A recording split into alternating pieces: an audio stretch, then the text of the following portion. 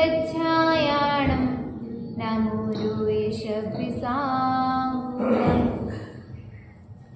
पृथ्वी जैसी क्षमाशील हो, जल से निर्मल हो, चंदन से भी शीतल हो तुम, बासर से पुण्य हो।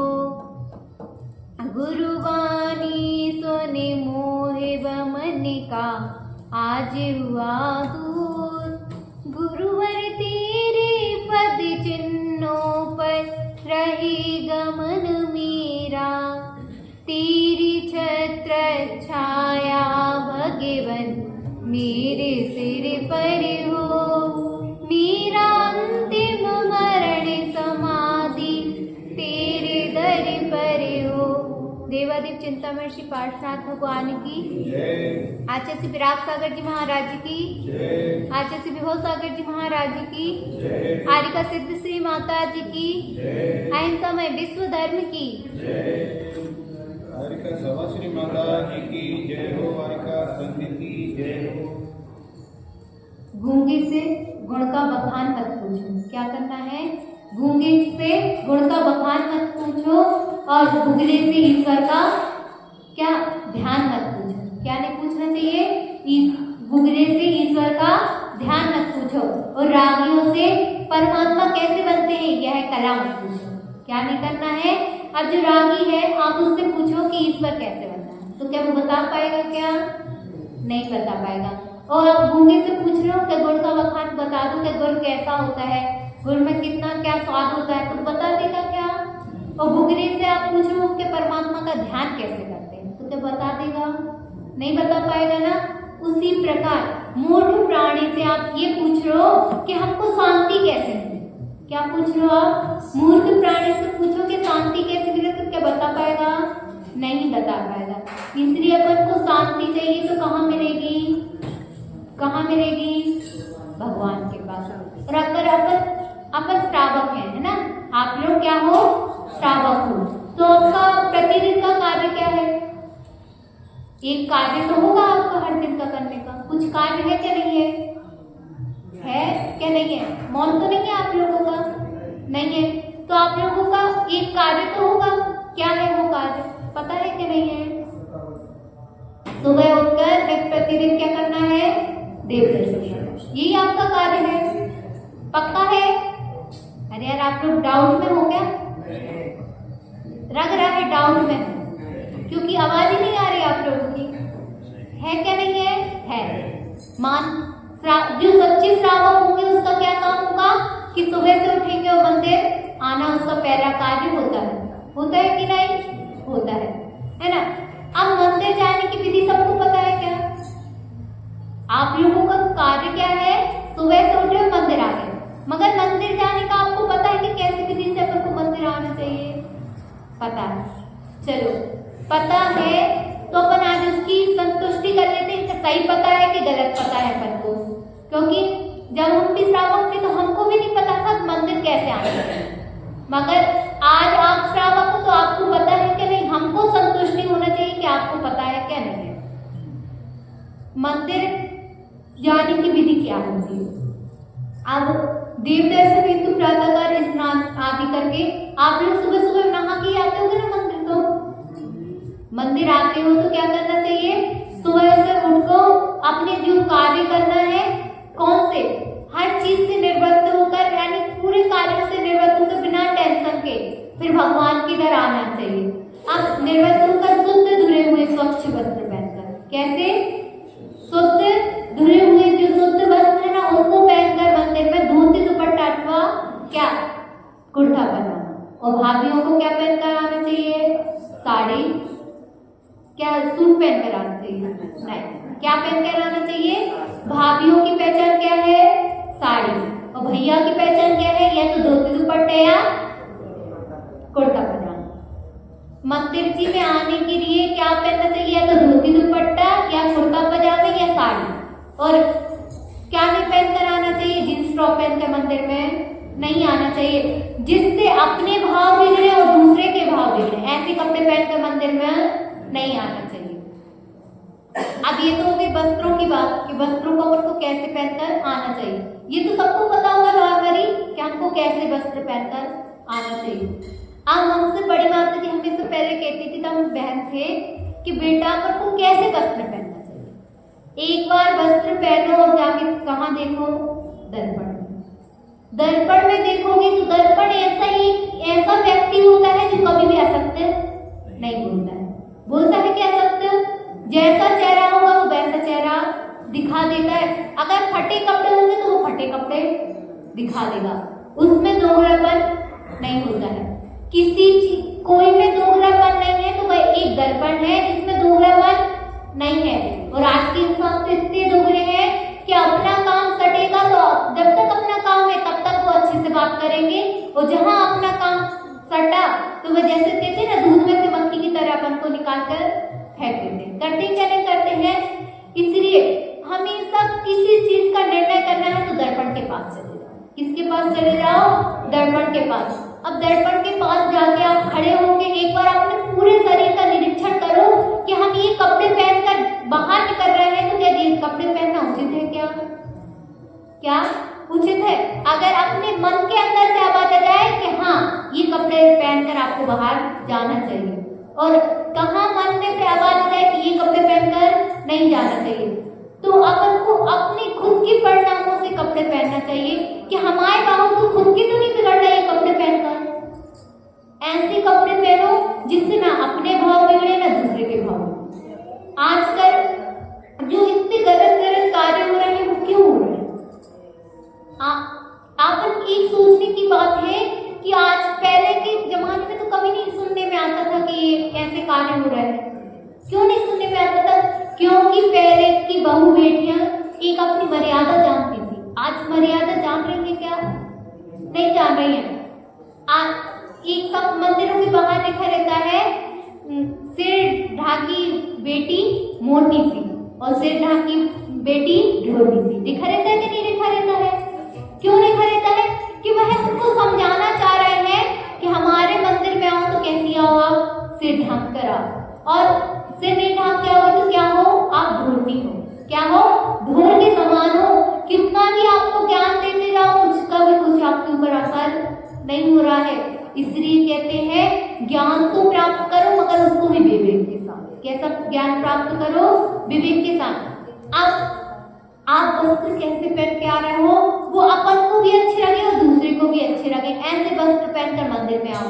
अब अगर अपन मंदिर में आ गए और अगर अपन ऐसे वस्त्र पहन के आए जो किसी को पसंद नहीं आ रहा है, और अगर किसी ने टोक दिया तो आप क्या कहते हो, मैं इसलिए तो मंदिर नहीं आता हूँ, क्या मैं मंदिर आऊंगा और सब मुझको टोकेंगे। ये कहते हैं ना, अगर कोई अभी आहार देखने भी गया और आहार देने में कोई ने अगर उसको टोक दिया तो अपन क्या कहते हैं, मैं इसलिए तो आहार देखने नहीं आता हूँ तो मुझे आहार में टोक देते। भैया टोक इसलिए रहे हैं कि आप सही तरीके से कार्य करना प्रारंभ कर दो। टोकने की आदत इसलिए नहीं बना रहे हैं कि आप उस कार्य को और ज्यादा बिगाड़ दो। आपको इसलिए टोका जा रहा है कि आप सही तरीके से कार्य को करना प्रारंभ कर दो। मगर अपन इतने मूढ़ प्राणी हैं कि अपन क्या सोचते हैं, आज इसने मुझको टोका है ना, मैं कल और गलत काम करूंगा, फिर देखता हूँ ये मुझको कैसे टोकता है। तो क्या करेगा इंसान, आज आपको टोक रहा है, कल से क्या करेगा, इसको टोकने से कोई भी मतलब नहीं है। इसको जैसा कार्य करना है वो वैसा ही कार्य करेगा। इसलिए इंसान क्या हो जाता है, फिर उससे दूर होना स्टार्ट कर देता है। अगर आपसे कोई कुछ चीज का बोल रहा है तो उसके पीछे का लॉजिक समझो कि वो हमसे क्यों बोल रहा है ऐसा। अगर वो आपसे बोल रहा है कि आप ऐसे हो, अगर आपको लग रहा है, आप एक बार जान के दिन भर में अपने पूरा वो तो करो निरीक्षण कि हमने क्या गलती करी, हमने क्यों, हमको उस इंसान ने हमको क्यों टोका। अगर जब आप अपनी गलतियों का एहसास करोगे ना तो आपको अपनी गलतियां दिखना स्टार्ट हो जाएंगी। और आप अपनी गलती का एहसास नहीं करोगे कि आपको गलती दिखेगी, क्या नहीं दिखेगी। इसलिए अपनी गलतियों का खुद निरीक्षण करो। दूसरे निरीक्षण करना है बहुत अच्छी बात है। आप जब दूसरे आपकी गलती बताए तो उसको धन्यवाद करो। किसको धन्यवाद करो, जो आपकी गलती बता रहे हैं। क्योंकि उसको भगवान को देखने का तो समय नहीं है मगर आपको देखने का उसके पास समय है। इसलिए उसका धन्यवाद करो कि आपने हमको इतनी क्या दी, अहमियत दी, कि भगवान को इतनी आपने अहमियत नहीं दी कि भगवान को आप देख सके। आप किसको देख रहे हो? हमको देख रहे हो, इसलिए आपको धन्यवाद है कि आप हमारी गलतियां तो बता रहे, आप हमसे इतना प्रेम करते हो। क्या करते हो? आप हमसे इतना प्रेम करते हो क्योंकि आपकी हमारे ऊपर पूरी देर दृष्टि बनी रहती है, इसलिए तो कारण आपके ऊपर इतना ध्यान रखा जाता है। करते ही चले और आप क्या करते हो? ये तो हमको सबके सामने नीचा दिखाना चाहता है, इसलिए हमके ऊपर इतनी नजर रखता है। नहीं भैया, वो आपसे प्रेम करता है। आपकी जो बुरी आदतें आपको पता है कि नहीं है? नहीं है ना पता? क्या? अच्छा, इसलिए पुंज चढ़ा रहे हैं, बहुत बढ़िया। ये बात तो थोड़ी सी उनकी सही क्या है? डॉक्टर साहब की ये बात तो सही है, अपनी अपेक्षा उनकी बात सही है, मगर अपन क्यों चढ़ा रहे हैं कि जैसे आप क्या हो गए हो? अरहंत बन गए हो, सिद्ध बन गए हो, आचार्य, उपाध्याय और साधु। कितने गुण बन गए? आप कितने बन गए हो? 5 परमेष्ठी आप बन चुके हो। जैसे आप में जो गुण है, हम भी क्या करें? हम भी कभी ना कभी अरहंत बने। क्या बने? अरहंत बने, सिद्ध बने, आचार्य बने, उपाध्याय बने, साधु बने। ये भावना से अपन क्या चढ़ा रहे हैं? उनको 5 पुंज चढ़ा रहे हैं। क्या भावना से चढ़ा रहे हैं उनको पुंज? कि हम अरहंत बन जाए, सिद्ध बन जाए और जैसे आपके गुण है वो हमारे अंदर आ जाए। ये भाव हो जाता है। और दूसरा भाव जो डॉक्टर जी ने बताया वो भाव। अब आप डॉक्टर जी ने क्या भाव बताया? क्या जो 4 घातियों का नाश कर चुके हैं, जिनने पूरी जो कर्मों का नाश कर चुके हैं, इसलिए हम उनको पुंज चढ़ा रहे हैं कि हमारे भी कर्म नाश हो जाए। ये हो गया दूसरा बात। अब अपन आचार्य कहते हैं कि साधु परमेष्ठी को कितने पुंज चढ़ाते हैं? 3। अब 3 कौन से चढ़ाते हैं? सम्यक दर्शन, सम्यक ज्ञान और सम्यक चारित्र। कौन से? सम्यक दर्शन, सम्यक ज्ञान और सम्यक चारित्र। पहला पुंज क्यों चढ़ाया? कि जो सम्यक दर्शन, सम्यक ज्ञान आपने प्राप्त किया, वैसा सम्यक ज्ञान हम भी प्राप्त कर रहे हैं। और दूसरा पुंज कौन सा होता है? सम्यक चारित्र, सम्यक दर्शन, सम्यक ज्ञान। पहला पुंज कौन सा चढ़ाया? सम्यक दर्शन।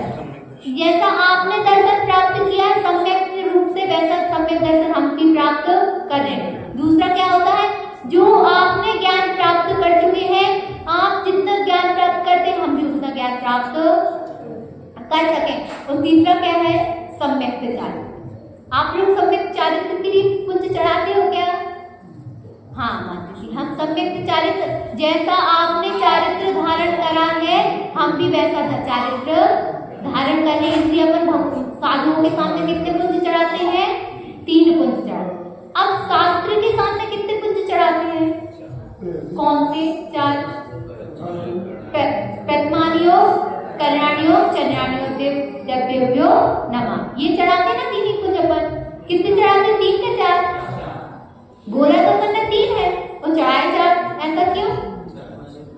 प्रथमानियो, चरणानियो, द्रव्यानियो नमः। करणानियो भी बोलते ना। ऐसे कितने पुंज चढ़ाते हैं? 4 चढ़ाते हैं। अब जो प्रतिमान योग में ज्ञान है वह पूरा मुझको प्राप्त हो जाए, इसी भावना से चढ़ा रहे हो? इसी भावना से चढ़ा रहे हो क्या? हाँ, हम इसी भावना से चढ़ा रहे हैं कि जो आप में ज्ञान लिखा है मात्र चढ़ाने से प्राप्त हो जाएगा क्या? अपन को हो जाएगा क्या? नहीं, उसको अपन को पढ़ना भी पड़ेगा। श्रद्धा पूर्वक चढ़ाओगे। माता जी कहते हैं श्रद्धा पूर्वक कार्य करने से हाँ थोड़ा सा तो ज्ञान प्राप्त होगा, मगर पूरा प्राप्त करना है तो उसके लिए अपन को क्या करनी पड़ेगी? पुरुषार्थ करना पड़ेगा। उसके लिए अपन को मेहनत करनी पड़ेगी। अब मेहनत कैसे करें? मेहनत के लिए हमारे पास समय तो है ही नहीं माता जी। अब अपन एक नियम तो ले सकते हैं ना शैलेश भैया, चर्चित भैया, एक नियम तो रह सकते हैं कि दिन भर में हम 1 पेज का स्वाध्याय करेंगे। कितने पेज का? मात्र 1 पेज का स्वाध्याय करना है। कितने पेज का करना है शैलेश भैया? कहाँ ध्यान? अच्छा, हमारे पास ध्यान है। कितने पेज का स्वाध्याय? 1 पेज का नियम तो अपन हर श्रावक ले सकता है। इतने मंदिर जी में विराजमान सभी श्रावक का इतना तो नियम होना चाहिए कि मैं दिन भर में जो बड़े बड़े आचार्यों ने इतने बड़े बड़े ग्रंथ लिख के गए हैं उसमें क्या लिखा है उसको जानने की आपको थोड़ी सी उसका नहीं है क्या? उत्साह नहीं है कि इतने बड़े बड़े ग्रंथों में क्या लिखा है क्या नहीं है आप लोगों को?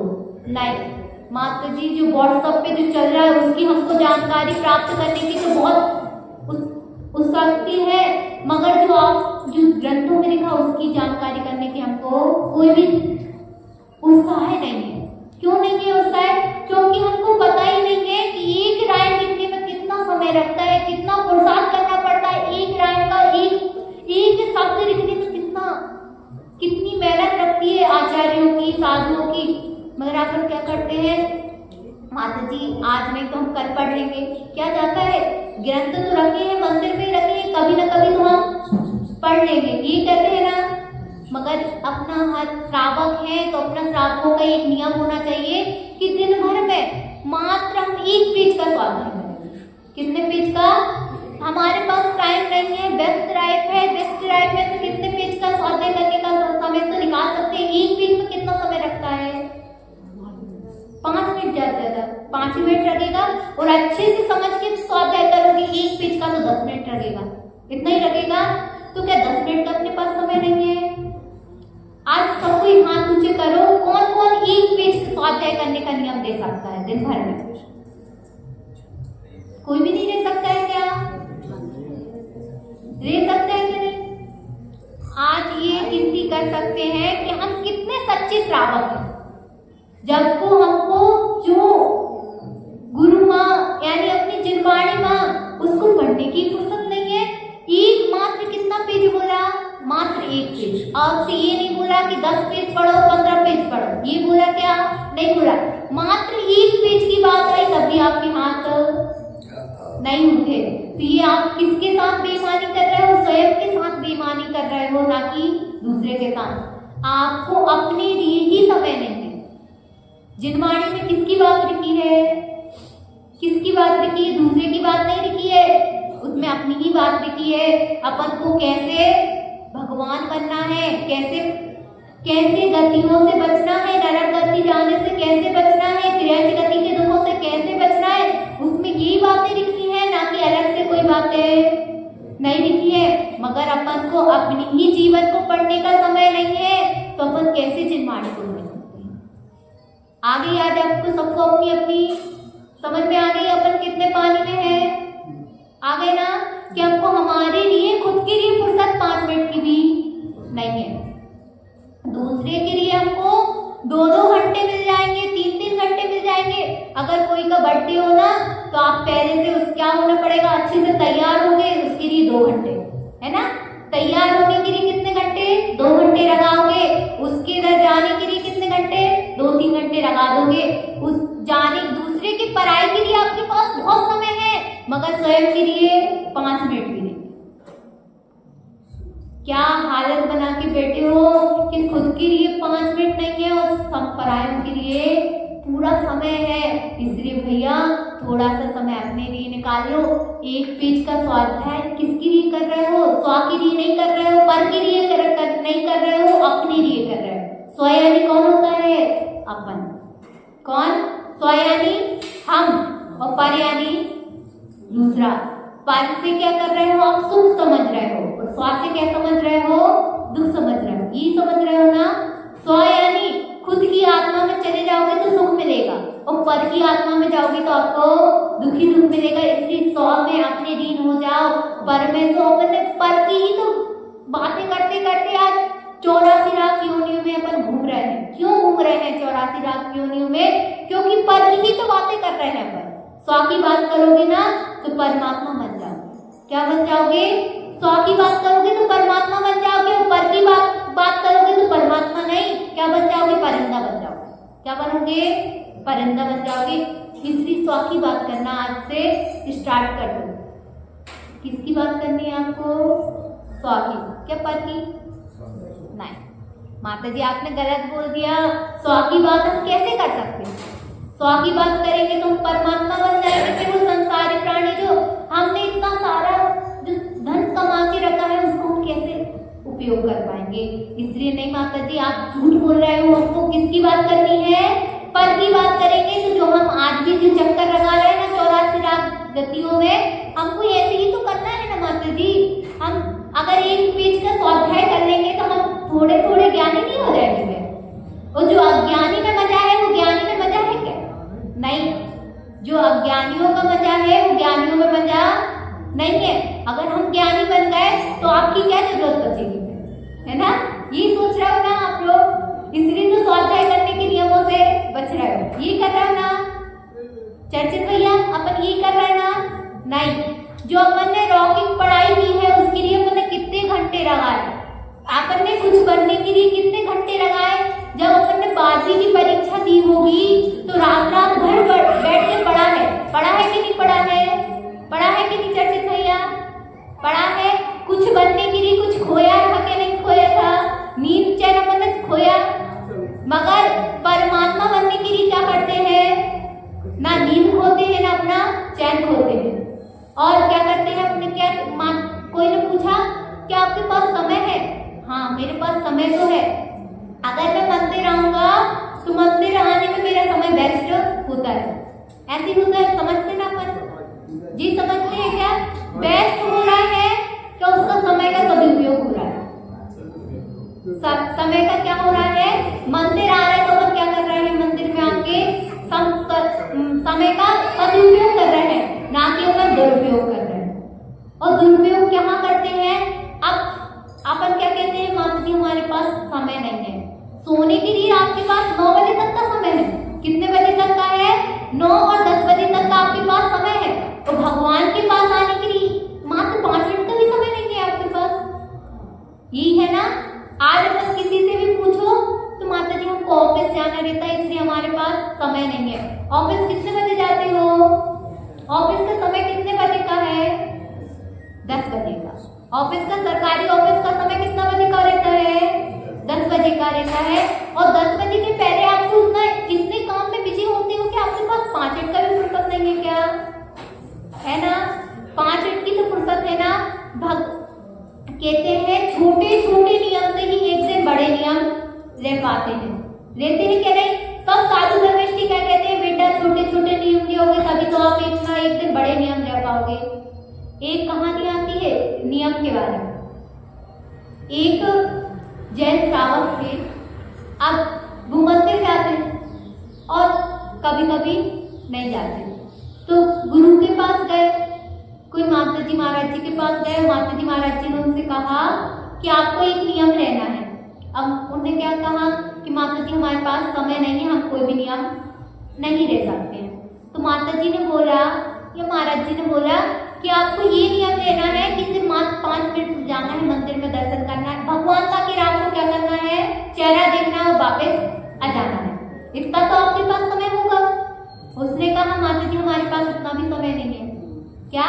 इतना भी समय नहीं है? क्योंकि हमारी व्यस्त लाइफ है, हमको कहाँ जाना पड़ता है? ऑफिस जाना पड़ता है, इसलिए हमारे पास इतना भी समय नहीं है। तो माता जी ने बोला कितना करना कि तुम कहाँ से निकलते हो? ऑफिस कहाँ से निकलते हो? मंदिर के सामने से निकलते हो तो मंदिर के एक बार क्या करना? मंदिर के ही दर्शन कर लेना। क्या कर लेना? सिर्फ मंदिर के दर्शन कर लेना। तो उसने कहा नहीं माता जी मैं ये भी नहीं कर सकता हूँ। क्या कहा? मैं ये भी नहीं कर सकता हूँ। तो माता जी ने बोला कि तुम मंदिर जाने का नियम नहीं ले सकते हो तो ये नियम ले लो कि मंदिर में कभी नहीं जाऊंगा। क्या नियम ले लो? ये नियम ले लो कि मैं मंदिर कभी नहीं जाऊंगा। अब वो कहता मैं माता जी ये नियम भी नहीं ले सकता हूँ। तो माता जी ने कहा क्यों नहीं ले सकते हो भैया?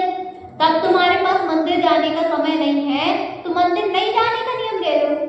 ये तो नियम ले सकते हैं ना अपन कि मंदिर हम कभी नहीं जाएंगे। अब वो बोला कि माता जी जब पर्व के दिन रहते हैं, जब किसी सामूहिक उत्सव का दिन रहता है, मैं उस दिन मंदिर चला जाता हूँ। अब माता जी पूछे ऐसा क्यों? अब मन में प्रश्न तो आएगा ऐसा क्यों? तो उसने कहा माता जी जब सामूहिक भोजन, क्या सामूहिक उत्सव होगा तो उधर सामूहिक भोजन भी रखा जाता है, तो उस दिन मैं अपना उस दिन को नहीं छोड़ सकता हूँ। क्या नहीं छोड़ सकता हूँ? मैं उस दिन नहीं छोड़ सकता हूँ। और पर्व के दिनों में क्यों जाते हुए? पर्व के दिनों में तो भोजन की व्यवस्था नहीं होती है। तो उसने कहा पर्व के दिनों में सब दोस्त यार मिलते हैं। क्या मिलते हैं? दोस्त यार मिलते हैं और वैसे दोस्त नहीं मिलते हैं। तो यानी तुमने क्या करा? भगवान के इधर आके भी मायाचारी करे। जब भोजन रखोगे तो हम भगवान के पास जाएंगे और भोजन नहीं रखोगे तो हम भगवान के पास नहीं आएंगे, और जब दोस्त आएंगे तब हम मंदिर आ जाएंगे। ये बात सही है क्या? सही है क्या? दोस्त तुमको कमाई दे रहा है क्या? दोस्त जो कमाई करेगा वो दोस्ती के पास है, यही करता है ना। दोस्त आपको कमाई दे देता है क्या? उसकी पेमेंट आपको देता है क्या? नहीं देता है। तो क्या दोस्त पुण्य करेगा तो वो आपको पुण्य लगेगा क्या? नहीं लगेगा ना। इसलिए जो दोस्त कर रहा है वो हमको नहीं करना है। दोस्त अगर अच्छे कार्य कर रहा है तो वो तो हमको करना है, मगर बुरे कार्य कर रहा है तो नहीं करना है। अब वह श्रावक ने क्या कहा, तो माता जी ने कहा अच्छा बात है, आप ये भी नियम मत लो कि हम मंदिर आएंगे या नहीं आएंगे। तो उसने कहा, माता जी ने पूछ लिया कि भैया तुम कौन सा नियम ले सकते हो जिसमें आपको अनुकूलता प्राप्त हो। तो वो कहता, अब उसने माता जी ने फिर उससे पूछा कि तुम्हारे घर के सामने किसका घर है? क्या पूछ दिया? तुम्हारे घर के सामने किसका घर है? तो उसने कहा एक कुमार का घर। किसका? जो घड़े बनाता उसका घर है। अब उसने कहा कि आप ये नियम ले लो कि मैं तब तक कुमार के दर्शन नहीं करूंगा। किसके दर्शन? कुमार के दर्शन नहीं करूंगा, तब तक मैं भोजन नहीं करूंगा, तब तक मैं सुबह उठूंगा नहीं, तब तक मैं कुमार के दर्शन करूंगा नहीं, तो भोजन भी नहीं करूंगा ना ऑफिस जाऊंगा। अब उसने ये नियम ले लिया। अब वह नियम को पालते पालते उसको 2-3 साल हो गए, उसका नियम अच्छे से पल रहा था। अब वो जैसे ही दरवाजा खोले और कुमार के दर्शन हो जाए, क्योंकि आंगन में वो क्या करता था, घड़े बनाता रहता था और उसको आसानी से बहुत जल्दी से दर्शन हो जाते थे और उसको कोई भी परेशानी नहीं आ रही थी। अब एक दिन हो गई कुमार की और कुमार की पत्नी की लड़ाई। क्या हो गई? कुमार और कुमार की पत्नी की हो गई लड़ाई। अब लड़ाई हुई तो कुमार को आ गई गुस्सा और कुमार कहाँ चला गया? अपने खेतों पे। अब खेत पे गया, उस दिन उसकी नींद नहीं खुली। किसकी नींद नहीं खुली? जिसका नियम था कि मुझको कुमार के दर्शन करने हैं। उस दिन कौन सा दिन पड़ गया? संडे का दिन पड़ गया। कौन सा दिन पड़ गया? संडे का दिन पड़ गया। तो उसने कहा थोड़े से हम लेट कुमार की तो दर्शन करने, वो कहीं तो नहीं जाता है, तो मैं उसके दर्शन कर लूंगा। और वह सोता रहा। आज जैसे ही उठा और उसने गेट खोले, कुमार के दर्शन नहीं हुए। अब वह हो गए, चैन उसका खो गया। क्यों खो गया? जब उसको दर्शन नहीं होंगे तो मैं मेरा काम कैसे करूंगा? ऐसी होता है ना, जब तक अपने कार्य की पूर्ति ना हो तो आकर व्याकुल परिणाम होने हो जाते हैं। अब भैया उसने गया, कुमारन से पूछा कि आपके पतिदेव कहाँ है? अब कुमारन तो गुस्से में, अब वो बताए कि मेरे पतिदेव कहाँ है? सीधे मुंह बात करता है कि जब कोई गुस्से में होता है तो उसने कहा मुझे नहीं पता। अब उसका बेटा बैठा था कुमारन का, तो कुमारन के बेटे से जाकर पूछा कि पिताजी तुम्हारे कहाँ हैं? तो उसने कहा कि पिताजी गए हैं खेत पर। अब जैसे ही खेत का पता पड़ा तो उसने कहा कि चलो खेत तो पास में ही, अपन उसके भी दर्शन जल्दी से करके आ जाते और अपने काम में लग जाएंगे। अब जैसे ही वो खेत पर गया, कुमार के पीछे पीछे गया और जैसे ही वो कुमार क्या कर रहा था? मट्टी खोद रहा था। क्या कर रहा था? मट्टी खोद रहा था। अब जैसे ही वो मट्टी खोद रहा था, उसमें मट्टी खोदते खोदते उसको एक घड़ा प्राप्त हो गया। क्या हो गया? घड़ा मिल गया। अब जैसे ही उसने घड़ा मिला और उसने घड़ा देखा और उधर पीछे से उसने क्या करा, वो श्रावक ने जाके क्या करा, उसने कुमार को देखा और वो बहुत जोर जोर से चिल्लाता, मैंने तो सब देख लिया। अब उसने क्या देखा क्या नहीं देखा, अब कुमार को क्या टेंशन हो गई, इसने तो सब देख लिया। यानी अब वो आगे आगे श्रावक चिल्लाता जा रहा है कि मैंने तो सब देख लिया, मैंने तो सब देख लिया। अब जैसे आगे श्रावक वो चिल्लाता चला जा रहा है, पीछे से कुमार कहता है भैया रुको तो, तुमने क्या देखा बता तो दो एक बार। हाँ, अब वो पीछे पीछे चिल्लाता हुआ आगे आगे में चिल्लाते हुए चले जा रहा है। अब जैसे ही जा रहे हैं, अब कहता है पीछे से कुमार क्या कहता है कि भैया तुम किसी को नहीं बताना, मैं तुमको आधा दे दूंगा। क्या दे दूंगा? आधा धन तुमको दे दूंगा। मगर तब भी उसको क्या उतना मगन था, वो अपने आगे आगे चिल्लाता जा रहा है, मैंने तो सब देख लिया। अब वो कहता भैया मैं तुमको 75% दे दूंगा उसका, मगर तब भी वो रुकने वाले नहीं। अब जब कुमार ने बोला कि मैं 80% तुमको दे दूंगा, तो जैसे ही उसके कान में ये शब्द पड़े तो वह चुप हो गया। क्या हो गया? जैसे ही वह चुप हुआ तो वह उसने क्या कहा कि अब उसने पूछा कि तुमने क्या देखा, तो उसने फिर से बोल दिया मैंने तो सब देख लिया। अब उसने बोला कि भैया तुमने जो घड़ा देखा है, कुमार ने क्या बोला, तुमने जो घड़ा देखा है मैं उसका 80% तुमको दे दूंगा, 20% मैं रख लूंगा भैया, मगर किसी से कहना मत, क्योंकि कह दोगे तो सरकार में चला जाएगा। ऐसे यही होता है ना, जो जमीन से प्राप्त हुई चीज वो किसकी होती है? सरकार की होती है। तो वह सरकार में चली जाएगी और जितना भी मेरे पास जो 20% बच रहा है वो भी मुझको किसको देना पड़ेगा? सरकार को देना पड़ेगा। इसलिए उसने क्या करा? ठीक है, अब उसको क्या, एक छोटे से नियम से क्या हुआ? उसको इतने सारा धन मिल गया। अब उसको ये बात याद आई कि माता जी ने मुझको ये नियम दिया था तो मुझको इतना सारा पैसा प्राप्त हो गया।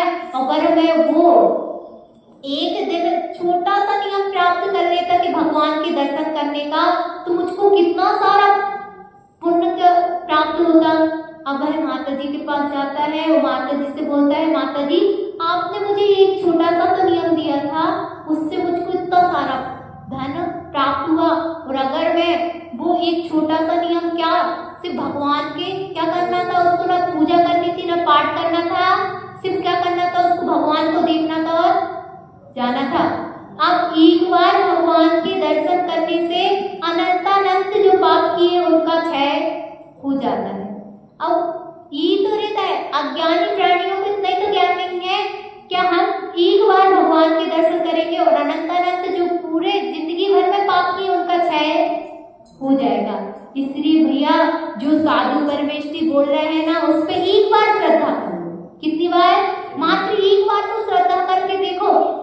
पद्म पुराण में लिखा है, आपको अपने हाथों की रेखाएं बदलनी है ना, हाथों की रेखाएं बदलनी है ना, तो जिनवाणी को पलटना प्रारंभ कर दो, तो आपकी हाथों की रेखाएं बदल जाएगी। किसी ज्योतिषी की जरूरत नहीं पड़ेगी आपको हाथों की रेखाओं बदलवाने की, ना किसी ज्योतिषी के पास जाने की पड़ेगी जरूरत। एक बार श्रद्धा पूर्वक जिनवाणी के पेज पलटना स्टार्ट तो करो, आपकी किस्मत की रेखाएं बदल जाएगी।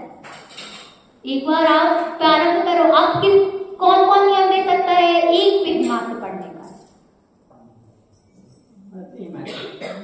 पढ़ते हैं नहीं, आज नियम लो कि हम एक पेज पढ़ेंगे। ऐसे बिल्कुल हाथ ऐसे बिल्कुल जोड़ के क्यों बैठ रहा होगा? भैया हमें नियम लेना ही नहीं है, ये सोच के आयो क्या?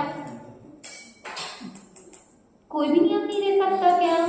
जो नहीं पढ़ते वो ले लो।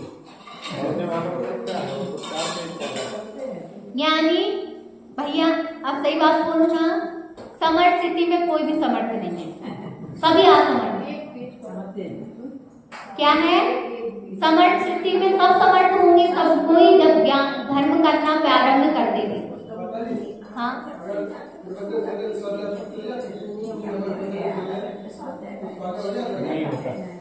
स्वाध्याय की पूर्ति तो नहीं होती है।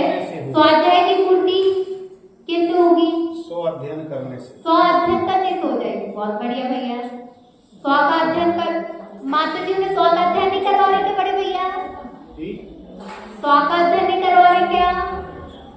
स्व का अध्ययन करा रहे ना माता जी, करा रही है ना। एक कहते हैं जब अपने पास टाइम नहीं हो, क्या बहुत व्यस्त लाइफ कर चल रही हो, जब टाइम नहीं हो तो स्वाध्याय प्रवचन सुनने से भी पूर्ति हो जाती है। मगर कब होती है? तो अपने पास टाइम नहीं है तब होती है। नहीं तो अपन हर दिन की हिम्मत बना के बैठ जाओ कि प्रवचन सुन लेंगे, इधर काम करते जा रहे हैं, इधर मोबाइल पे प्रवचन लगा दिए, इससे अपनी पूर्ति नहीं होगी। भैया ने भी सही बोला कि स्व का अध्ययन करने से अपनी क्या होती है? स्वाध्याय की पूर्ति होती है। जिनवाणी का ज्ञान कौन देगा? जिनवाणी देगी सच्ची। अभी एक बात आती है कि कल अपन आगे की इसमें चर्चा करेंगे, क्योंकि अपना समय क्या हो गया? ऊपर हो रहा है। वो जिनवाणी माता की